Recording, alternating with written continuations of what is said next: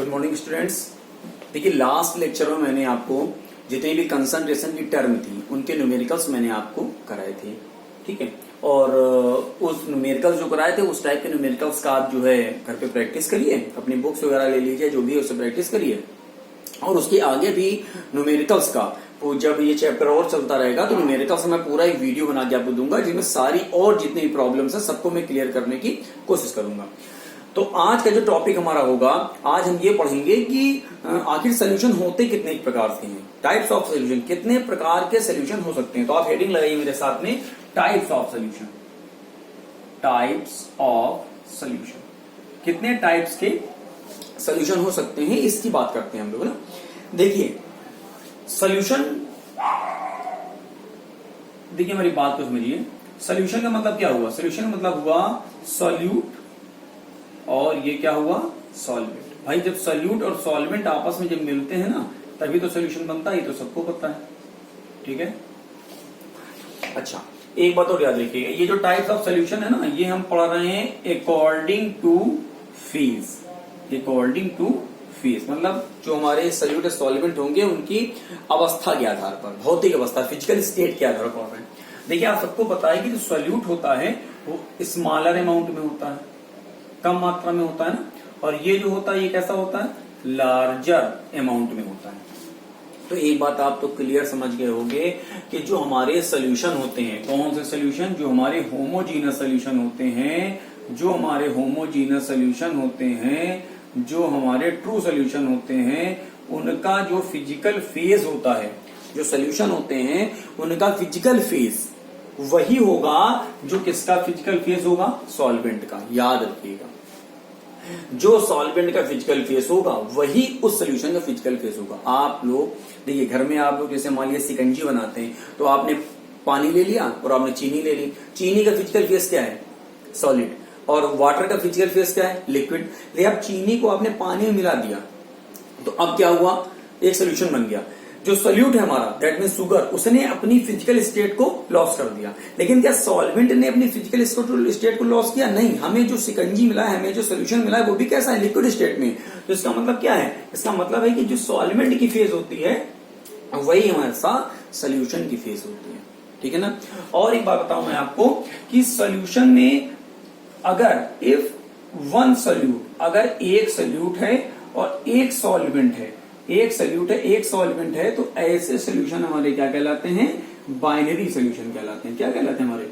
Binary solution. तो फिलहाल हमें यहाँ पर केवल बाइनरी सोल्यूशन की ही बात करनी है कि एक सोल्यूट होगा और एक सॉल्वेंट। क्लियर हो गया? देखिए सोल्यूशन कितने टाइप्स के होते हैं अकॉर्डिंग टू फेज। मैंने आपको बता दिया कि स्मॉलर अमाउंट में सोल्यूट होगा, ये लार्जर अमाउंट में होगा, और जो ये लार्जर अमाउंट में होगा तो 100% सोल्यूशन का फेज वही होगा, फिजिकल फेज जो सॉल्वेंट का होगा। क्लियर हो रहा है? और फेज के अकॉर्डिंग हमारे पास में 9 टाइप्स के जो होते हैं वो सोल्यूशन होते हैं। 9 टाइप्स के सोल्यूशन हमको पता है। तो भैया हम लोग क्या करते हैं, एक टेबल बनाते हैं, उस टेबल के आधार पर मैं आपको बेस पर सब सिखाता हूँ कैसे क्या होता है, और आप बनाते रहिए। बहुत बार ऐसे इनसे क्वेश्चन बहुत बार कंपटीशन में, बोर्ड में, सब में पूछे जाते हैं, ठीक है ना। तो आप क्या करोगे, 3 कॉलम बना लीजिए, 1 2 3, ठीक है।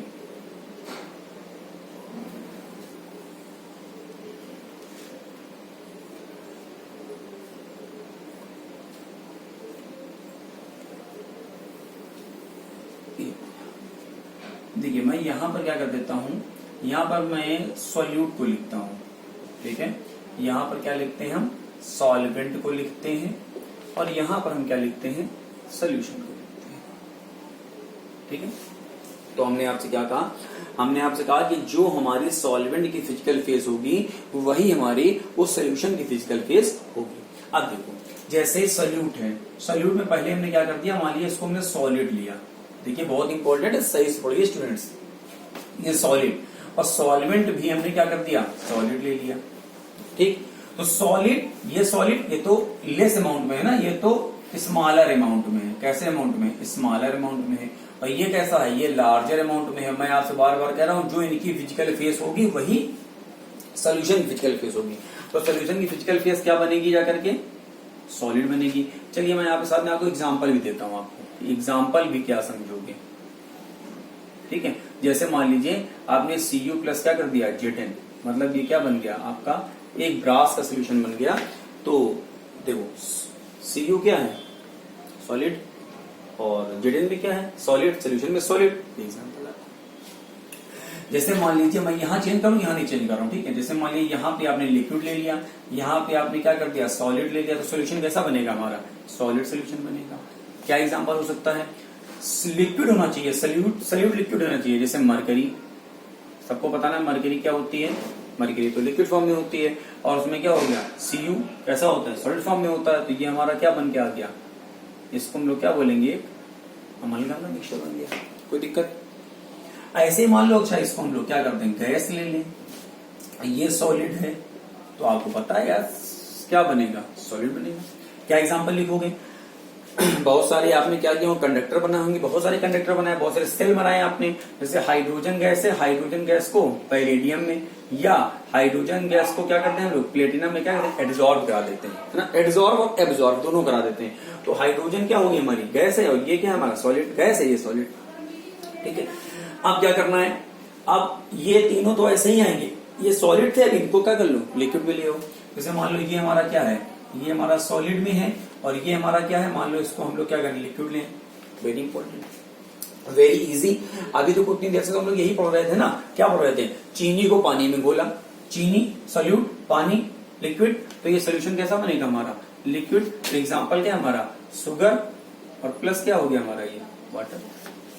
फिर मान लो इसको हम लोग लिक्विड कर लेते हैं, इसको हम क्या करते हैं लिक्विड कर लेते हैं। मान लो ये भी लिक्विड है और ये भी लिक्विड हो गया, तो क्या बनेगा सोल्यूशन में कैसे होंगे लिक्विड ही सोल्यूशन बनेंगे। क्या एग्जांपल लोगे, आजकल आराम से लोग भाई पी भी रहे हैं C2H5OH एथाइल अल्कोहल, क्या करते हैं पानी मिला लिया, थोड़ा अमाउंट बढ़ा करके आराम से क्या कर लिया पी लिया, ठीक है।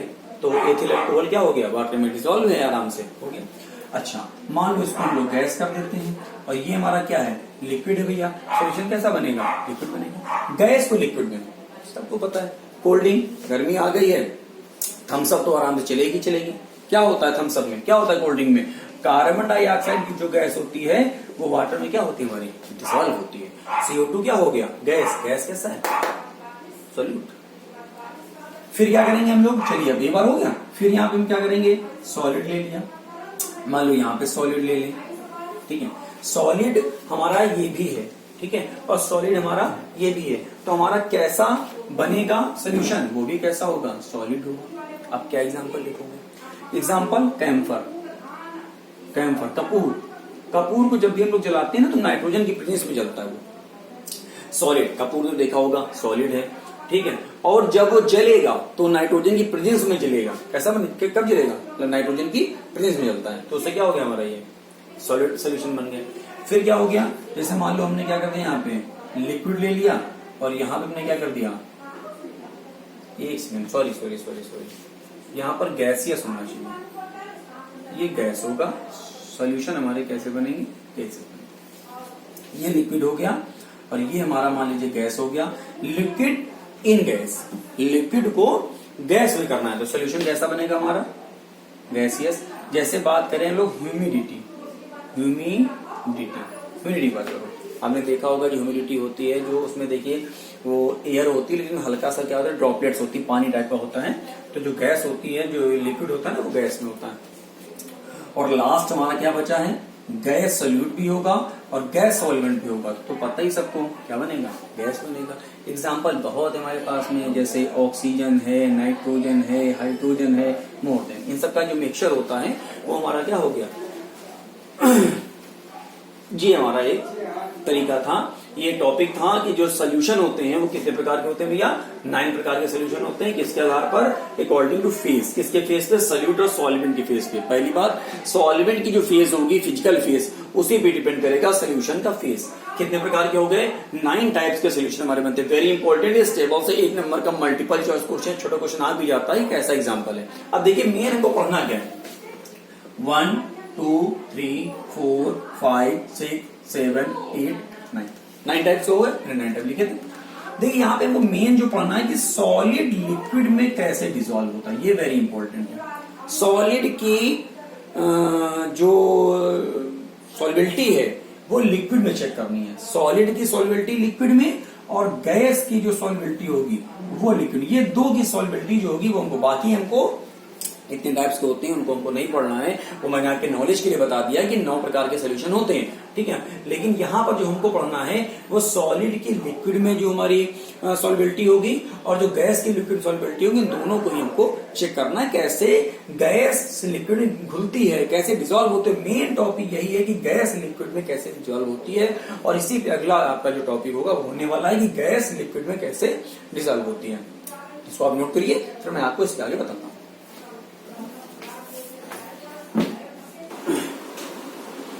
देखिए, मैंने अभी आपको इसके पहले क्या बताया था कि 9 टाइप्स के हमारे पास सोल्यूशन होंगे, और किसके बेस पे, फिजिकल स्टेट की बेस पे। और मैंने आपसे कहा था कोई भी अगर सोल्यूशन होगा तो उसका जो सोल्यूशन का फिजिकल फेस हमेशा वही होता है जो सॉल्वेंट का physical face.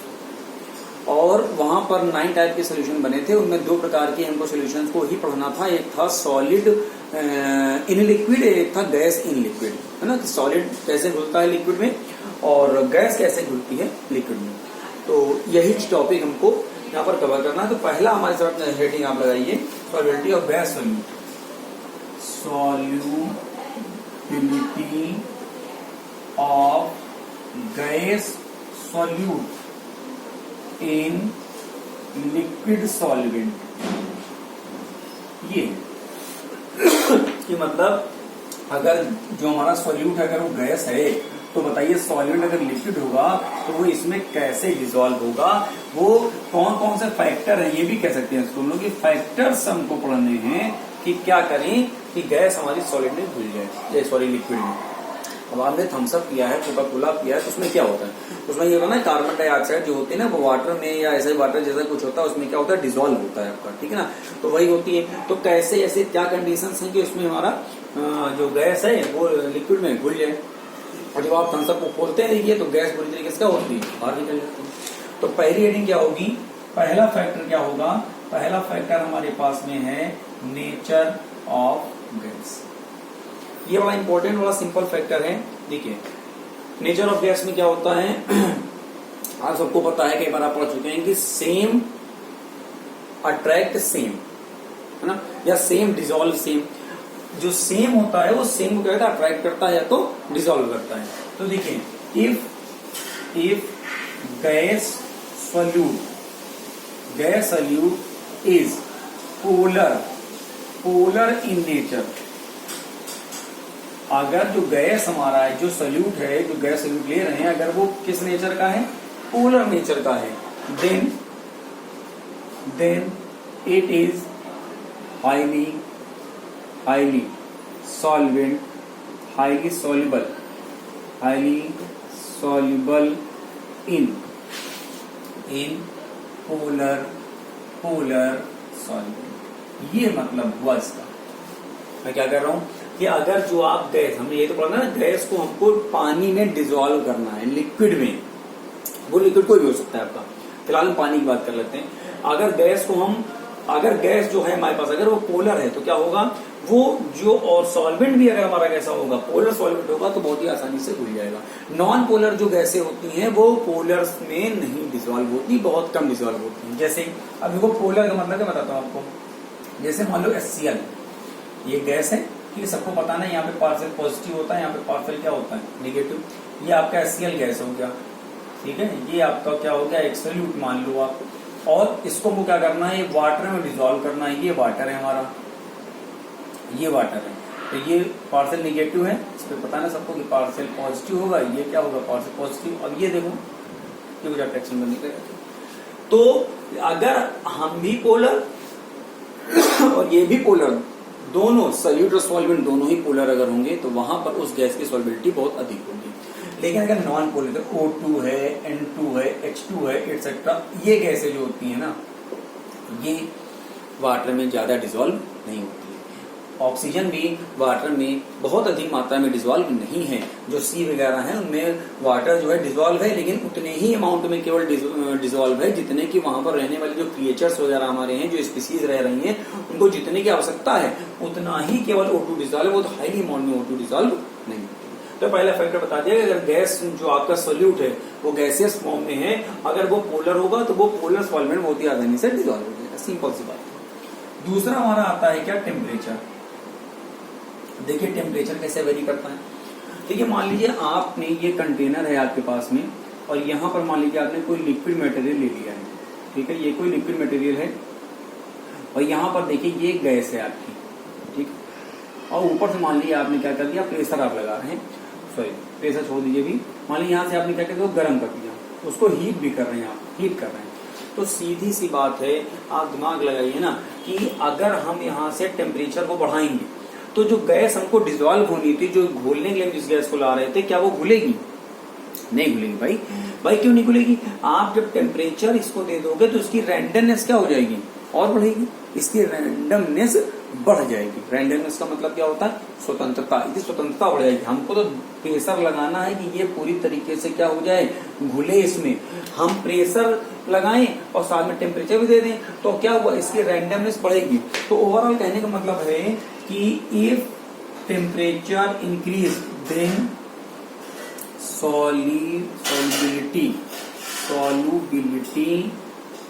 of gas in liquid decreases। याद रखिए, बहुत अच्छी बात बता रहा हूं, बहुत इंपॉर्टेंट, बहुत सही समझ लीजिए।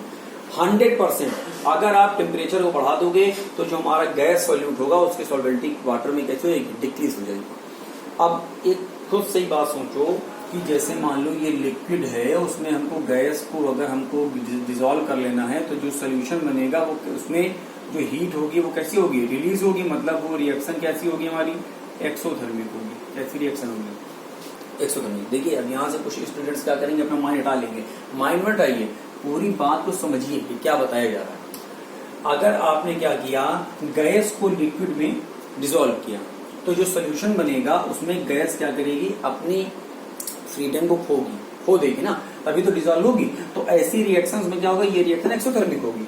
और एक्सोथर्मिक रिएक्शंस के लिए जो चेंज इन एंथैल्पी होता है, चेंज इन एंथैल्पी, जो चेंज इन एंथैल्पी मतलब जो डेल्टा एच की वैल्यू होती है वो कैसी होती है, नेगेटिव होती है। कैसी होती है, नेगेटिव होती है, ठीक है।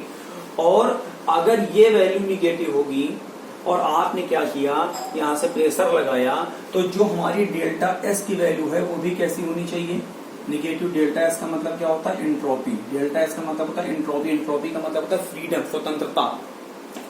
उसकी एंट्रोपी कैसी होगी, घटेगी। एंट्रोपी कैसी होगी, घटेगी, है ना। अब यहाँ से एक इक्वेशन में आपको बता रहा हूँ, जैसे मान लीजिए equation delta H, delta G बराबर delta H minus T delta S. बात समझो, किसी भी प्रोसेस को स्पॉन्टेनियस होने के लिए, अपने आप होने के लिए, जो डेल्टा जी है मतलब जो गिव्स फ्री एनर्जी है, उसकी वैल्यू कैसी होनी चाहिए, नेगेटिव वैल्यू होनी चाहिए। अगर वो नेगेटिव नहीं होगी तो वो स्पॉन्टेनियस नहीं, मतलब अपने आप नहीं हो रही है। हमको यहाँ इसमें डिसॉल्व करना है गैस को। अगर गैस को डिसॉल्व करना है तो हमको डेल्टा जी की वैल्यू को निगेटिव लाना पड़ेगा। तो आप चेक कर लो ना, डेल्टा जी बराबर ये वैल्यू तो निगेटिव है ही है, क्योंकि हमको पता है कि अगर गैस को लिक्विड में डिसॉल्व करते हैं तो वहां पर एक्सोथर्मिक रिएक्शन होती है। एक्सोथर्मिक रिएक्शन के लिए चेंज इन एंथैल्पी कैसा होता है, निगेटिव। और वहां पर जब डिसॉल्व कर दो गैस को, इसमें डिसॉल्व कर दोगे तो जो फ्रीडम होगी उसकी वो कैसी हो जाएगी, कम होने लगेगी। तो वो भी वैल्यू कैसी हो जाएगी, निगेटिव हो जाएगी। तो ये निगेटिव और ये निगेटिव मिलकर कैसी हो जाएगी, पॉजिटिव वैल्यू हो जाएगी। हो जाएगी, नहीं हो जाएगी। लेकिन अब हमको क्या करना है, हम कह रहे हैं कि अगर गैस को खोलना है तो डेल्टा जी निगेटिव होना चाहिए। और निगेटिव कैसे होगा, इस फार्मूले के अकॉर्डिंग, इस इक्वेशन के अकॉर्डिंग निगेटिव कैसे होगा, कैसे प्रूफ करोगे, ये घुलेगी अगर डेल्टा जी निगेटिव होगा। और डेल्टा जी निगेटिव आने के लिए तभी वो पॉसिबल है जब टेम्परेचर की वैल्यू कैसी हो, लो हो, कम हो। अगर टेम्परेचर कम होगा तो पॉजिटिव वैल्यू कैसी होगी, कम होगी, और निगेटिव वैल्यू कैसी होगी, ज्यादा होगी। तब जाकर के हमारी जो डेल्टा जी की वैल्यू होगी वो कैसी आ जाएगी, हमारी निगेटिव। और तब जाकर के हमारी गैस क्या होगी, डिसॉल्व। की बात को समझिए, वीडियो को स्किप मत करिए, समझिए। मैं एक चीज बता रहा हूँ आपको, सीधी सी बात है कि अगर आप टेम्परेचर बढ़ाओगे तो गैस को आप जिस लिक्विड में डिसॉल्व करना चाहते हो, टेम्परेचर बढ़ने से उसकी सॉल्वेबिलिटी घट जाएगी। क्यों घट जाएगी, क्योंकि जब किसी भी गैस को लिक्विड डिसॉल्व करते हैं तो वहां पर एक्सोथर्मिक रिएक्शन होती है। एक्सोथर्मिक रिएक्शन में एंथैल्पी चेंज नेगेटिव होता है। गैस अपनी फ्रीडम को खो रही होती है तो फ्रीडम भी क्या होती है, निगेटिव हो जाती है। और गिफ्ट फ्री एनर्जी अकॉर्डिंग ये जो फार्मूला है हमारा, इसके अकॉर्डिंग किसी प्रोसेस को स्पॉन्टेनियस अपने आप होने के लिए डेल्टा जी की वैल्यू निगेटिव होनी चाहिए। और ये तभी पॉसिबल है, इसके अकॉर्डिंग तभी पॉसिबल है जब टेम्परेचर क्या करोगे, कम। लास्ट हमारे पास टर्म एक और बच रहा है भैया जी, एक फैक्टर और है हमारे पास में जिसे हम क्या कहते हैं, प्रेशर। तो सीधी सी बात है यार, आप जानते हो जितना ज्यादा प्रेशर लगाओगे, जितना ज्यादा प्रेशर लगाओगे, प्रेशर लगाने से सॉल्युबिलिटी क्या होगी, बढ़ेगी। पहला क्या हुआ, अगर आपका गैस पोलर है तो पोलर सॉल्वेंट बोले आसानी से डिसॉल्व होगा।